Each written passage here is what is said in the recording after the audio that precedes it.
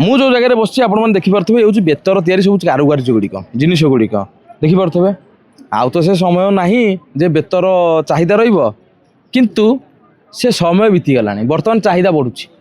ବାହାଘରଟେ ହେବ, ବ୍ରତଘରଟେ ହେବ, କ'ଣ ଉପହାର ଦିଆହେବ, ସବୁବେଳେ ପାଇଁ ବେତର। ଏବେ ବେତର ଚାହିଦା ବଢ଼ିଲାଣି। ଏବେ ଗୋଟେ ଜଣେ ଅଫିସ୍ କରିବ, ଏବେ ସ୍ପେଶିଆଲି କେଉଁ ଦୋକାନଟେ କଲା, ତ ଲୋକମାନଙ୍କ ଭିତରେ ଚାହିଦା ଆସୁଛି ନା ଆମେ ବେତର ଜିନିଷ ଗୁଡ଼ା ସବୁ ବ୍ୟବହାର କରିବା, କାହିଁକିନା ବେତ ବି ଦେଖିବାକୁ ସୁନ୍ଦର ଆଉ ହାତ ତିଆରି ଜିନିଷ।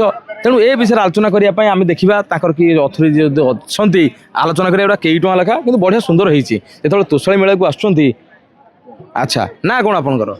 ଉମାକାନ୍ତ ଜେନା, କେଉଁଠୁ ଆସୁଛନ୍ତି?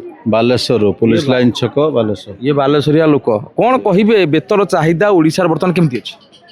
ବ୍ୟସ୍ତର ଚାହିଦା ଓଡ଼ିଶାରେ ରହିଛି, କିନ୍ତୁ ଲୋକମାନଙ୍କର ଚିନ୍ତାଧାରା ଟିକେ କମିଯାଉଛି। କାହିଁକିନା ଫ୍ୟାନ୍ସି ଆଇଟମ୍ ବେଶୀ ମନୋଜ୍ଞାନ ଦେଉଛନ୍ତି ଲୋକମାନଙ୍କର। ବେତର ଚାହିଦା ରହିଛି, କିନ୍ତୁ ଯେଉଁ ତୋଷାଳୀ ମେଳାରେ ବେତର ଚାହିଦା ବହୁତ ଅଛି, ଆଗକୁ ବି ବିକ୍ରି ହେବ। ନେତା ମନ୍ତ୍ରୀଙ୍କର ବୁକିଂ ରହୁନି? ରହୁଛି, ନେତାମାନଙ୍କ ବୁକିଂ ରହୁଛି। ତ କେତେ ଏଇ ସେଟ୍ଟା କେତେ ଟଙ୍କା ଆସିବ? ଆମେ ଯାହା ଦେଖୁଛୁ ଏଇ ସାମ୍ନାରେ ଗୋଟେ 3 ଟିକିଆ ବେଞ୍ଚରେ ଆଉ 2 ଟିକିଆ ଚେୟାର ଆଉ 22,000 ଅଛି ସେଟ୍ କମ୍ପ୍ଲିଟ୍ ସେଟ୍। ହଁ, କାଚ ସହ ଗଦି ସହ। ହଁ, 22,000। କ'ଣ ହୋମ୍ ଡେଲିଭରି କରିଦେବେ? ନା, ହୋମ୍ ଡେଲିଭରି ହେଇପାରିବ ନାହିଁ। ନେକ୍ସଟ ଟାଇମ୍ ହେଇପାରିବ, କିନ୍ତୁ ଏଇ ତୋଷାଳୀ ମେଳା ଯୋଗୁଁ ହେଇପାରିବ। ଆପଣଙ୍କର ମୋବାଇଲ ନମ୍ବର କେତେ? 9853984231। ତ ଆପଣ ଦେଖିବେ ପୁଲିସ ଲାଇନ ଛକ ବାଲେଶ୍ୱର। ଯଦି ଆପଣମାନେ ଆସିଛନ୍ତି ତୋଷାଳୀ ମେଳା, ତ ନିହାତି ଭାବରେ ଏ ଭାଇଙ୍କ ସହିତ ଯୋଗାଯୋଗ କରିବେ, କାହିଁକିନା ବର୍ତ୍ତମାନ ସେ କମ୍ ପଇସାରେ ଭଲ ଉପଲବ୍ଧ କରାଉଛନ୍ତି ଏହି ବେତର ତିଆରି ଜିନିଷ ଗୁଡ଼ିକ ସବୁ। ତେବେ ଆସନ୍ତୁ ଯିବା ଆଗରେ ଆଉ କ'ଣ ସବୁ ଷ୍ଟଲ୍ ପଡ଼ିଛି ଦେଖିବା। ତୋଷାଳୀ ମେଳା ଭିତରେ ଆମେ ଦେଖିଲୁ 333 ନମ୍ବର ଷ୍ଟଲ୍। କାହିଁକି ନା ଏ ସ୍ଥାନରେ ମିଳୁଛି ଓଡ଼ିଶାର ପାରମ୍ପରିକ ଶୈଳୀରେ ତିଆରି କରାଯାଉଥିବା ପିତ୍ତଳ ଆଉ ତମ୍ବା, ନା ପିତ୍ତଳ ଖାଲି ପିତ୍ତଳରେ ତିଆରି କରାଯାଉଥିବା ଜିନିଷ ଗୁଡ଼ିକ ଦେଖିପାରୁଥିବେ। ଦେଖାଇବା ପାଇଁ ଅନୁରୋଧ କରିବି। ସବୁ ପିତ୍ତଳର ତିଆରି ଜିନିଷ ଗୁଡ଼ିକ, ଓଡ଼ିଶାର ଛାଞ୍ଚ, ଓଡ଼ିଶାର କୌଶଳ ଆଉ ସ୍ପେଶିଆଲି ଜଗନ୍ନାଥ, ବଳଭଦ୍ର, ସୁଭଦ୍ରାଙ୍କୁ ଏଇ ପିତ୍ତଳ ଥାଳି ଦିହରେ ମୁଦ୍ରିତ କରାଯାଇଛି। ତା ସହିତ ପିତ୍ତଳରେ ଯେଉଁଥିରେ କି ଆପଣମାନେ ଆଳତି କରିପାରିବେ, ପିତ୍ତଳର ଗ୍ଲାସ୍, ଭୋଗ ଲଗାଇବା ପାଇଁ ପିତ୍ତଳ ଥାଳି। ସାର୍ ଆପଣଙ୍କ ନାଁ କ'ଣ? ନିରଞ୍ଜନ ମହାରାଜ, ଘର କଣ୍ଟିଲ, ନୟାଗଡ଼। ନୟାଗଡ଼। କ'ଣ କହିବେ ଏଠି ଲୋକଙ୍କର ଚାହିଦା କେମିତି ଅଛି? ଚାହିଦା ଏତେ ଚାହିଦା ନାହିଁ, ଚାହିଦା ବେଳେବେଳେ କମି କମି ଆସୁଛି ଆଉ। କମି କମି ଆସୁଛି। ତଥାପି ବାହାଘର ବ୍ରତଘର ହେଲେ ଯେତେବେଳେ ଲୋକ ନିଅନ୍ତି, ବାହାଘର ବେଳେ ଆପଣଙ୍କର ନାଳି?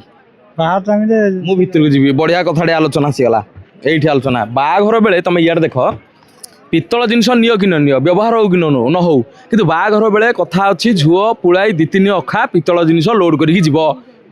ତାକୁ ତା ଆଈ ମା ଆଣିଥିବ, ତା ବୋହୂକୁ ଦେଇଥିବ କିମ୍ବା ତା ଝିଅକୁ ଦେଇଥିବ, ସିଏ ତା ବୋହୂକୁ, ମାନେ ଏଇଟା ପାରମ୍ପରିକ। ଯଦି ପୁରୁଣା ହେଇଗଲା ତାକୁ ଏକ୍ସଚେଞ୍ଜ କର।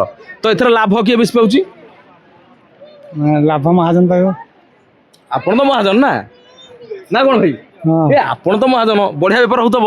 ତ ଆପଣ ଦେଖିପାରୁଥିବେ ପିତ୍ତଳର ଏତେ ସବୁ ବଢ଼ିଆ ବଢ଼ିଆ ଜିନିଷ ଗୁଡ଼ିକ ଅଛି। ଆର ପ୍ରାଇସ୍ କେତେ? 50 ଟଙ୍କା। ତ ଦେଖିପାରୁଥିବେ ଏଡ଼ିକି ଜିନିଷଟା କିନ୍ତୁ 50 ଟଙ୍କା, କିନ୍ତୁ ନେଇ ଆଣି ଥୋଇପାରିଲେ ସବୁ କାମ ଭଲ। ମାନେ କଥାର ଅଛି, ଯଦି ବିଦ୍ୟାଟିକୁ ଆପଣମାନେ ଚାହୁଁଛନ୍ତି, ଲାଇନ୍ ପଳେଇଥିଲା, ଲାଇନ୍ ଆସି ପହଞ୍ଚିଲା, ଶୁଭ କଥା। ତେବେ ଏଇ ଯେଉଁ ପିତ୍ତଳ ଜିନିଷ ଗୁଡ଼ିକ ସତ ସତିକା ଦେଖିବାକୁ ଗଲେ କ'ଣ ଆମ ଭୁବନେଶ୍ୱରରେ ଚାହିଦା ନାହିଁ? ଚାହିଦା ଅଛି ନା? ଲୋକ ନେଉଛନ୍ତି ନା? ତ କେତେ ସୁନ୍ଦର ଲାଗିଲା, ଠିକ୍ କଥା। ତେବେ କେଉଁ ଜିନିଷ ଆପଣଙ୍କର ନୂଆ ଯାହାକି ଏଇଥର ଆପଣଙ୍କର ସେଲିଂରେ ବେଶୀ ଲାଗିବ? କେଉଁ ଜିନିଷ ଏମିତି ଗୋଟେ ବେଶୀ ନେଉଛନ୍ତି ଘଣ୍ଟି, ପୂଜା ଥାଳିଆ, ଗ୍ଲାସ୍ ଫ୍ଲାସ୍ ସବୁ ନେଉଛନ୍ତି ଆଉ। ନେଉଛନ୍ତି? ଆଚ୍ଛା, କେତେ ସୁନ୍ଦର କଥା। ଯେତେବେଳେ ଆପଣ ଆସୁଛନ୍ତି 333 ନମ୍ବର ଷ୍ଟଲ୍କୁ ଆସ। ଇଏ ହେଲା କ'ଣ କହିଲ, ପାଣି ଆଧରେ ଭର୍ତ୍ତି କରି କ'ଣ କହିଲ, କ୍ଷୀର ଗଡ଼ୁ। ତ ଯିଏ ଯେମିତି ପୂଜା କରିପାରିଲା ଆଉ କ'ଣ। ମୁଁ କହିଲି ପାଣି ପଶିବ, ପାଣି ପଶିବ, କ୍ଷୀର ବି ପଶି ପାରିବ। ଆଙ୍ଗୁଠିରେ ପଶିଲା, ରାମ ରାମ କହିକି ଚୁପଚାପ ଚାଲ। ପାଣି ଟିକେ ଏଥିରେ ସୂର୍ଯ୍ୟଙ୍କୁ ପାଣି ଦିଆହେବ, ହେଲା। ଆଉ ଯଦି ଆପଣ ଈଶ୍ୱର ଭକ୍ତ ନେଇକି ଯିବେ, ନହେଲେ ବି ନେଇକି ଯାଅ, ପୂଜା ପାଠ ଟିକେ କର, ଭାଇଙ୍କ ମୁହଁକୁ ଦେଖ। ମୁଁ ସାଡ଼ୁ ଟିକେ ଅନାଅ, ବାହାଘର ହେଲା ଭାଇଙ୍କୁ ଦେଖିବ, ଆଙ୍କ ପାଖରୁ ଆସିକି ମାଲ ନେଇକି ଯିବ, କାଟିଦେବ 20% ଡିସ୍କାଉଣ୍ଟ କାଟିଦେବ। ଦେଖିଲ, ସିଧାସଳଖ କୁହନ୍ତି ରେଟ୍ କାଟିଦେବୁ 20%। ତାମାନେ ଇଏ କେତେ ନାଳି ଥିବେ।